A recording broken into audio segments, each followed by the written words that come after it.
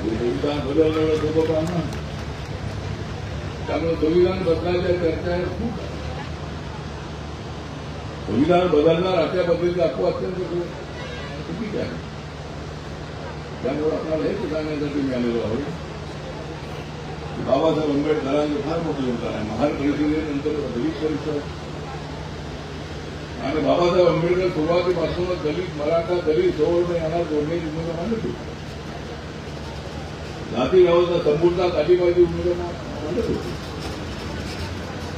सुभेदार रामजी आंबेडकर हे भाऊमधून झाल्यानंतर ते साताऱ्यामध्ये आले होते आणि त्यावेळेला बाबासाहेब आंबेडकरांना शाळेच्या आतमध्ये बसण्याचा जमलं नव्हती.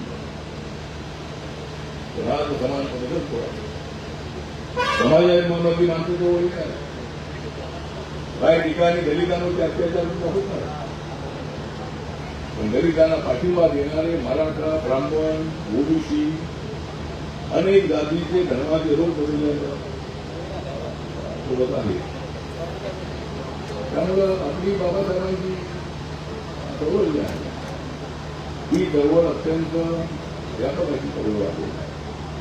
बाबासाहेब आंबेडकरांनी दिलेलं संविधान त्याने दिलेलं नसतं.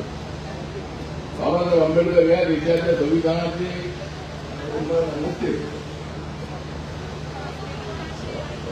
तर आपल्या देशाची अवस्था काय सांगता येत नाही. त्यामुळे बाबासाहेबांचं फार मोठं योगदान देशाला जोडण्यामध्ये बाबासाहेबांना मोठं काम केलं.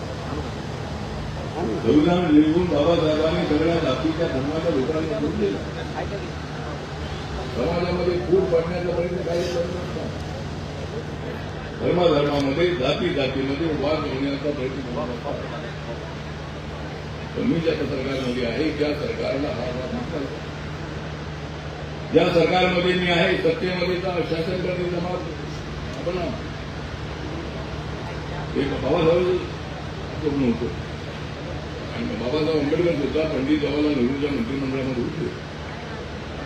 बाबासाहेबांच्या नंतर RTIला केंद्राच्या मंत्रिमंडळामध्ये माझ्या संधी मिळालेली आहे. आणि त्यामुळं मी आपल्या समाजाच्या उत्थानासाठी काम करत आहे. गावागावाच्या विकासासाठी मी जात आहे. समाज जोडण्याचं काम मी करत आहे. आणि ज्या मी माझा रिपब्लिकन पक्षाचा करत आहे या पक्षाच्या शाखा भारताच्या सगळ्या राज्यांमध्ये आहे. माझा पक्ष छोटा पक्ष आहे.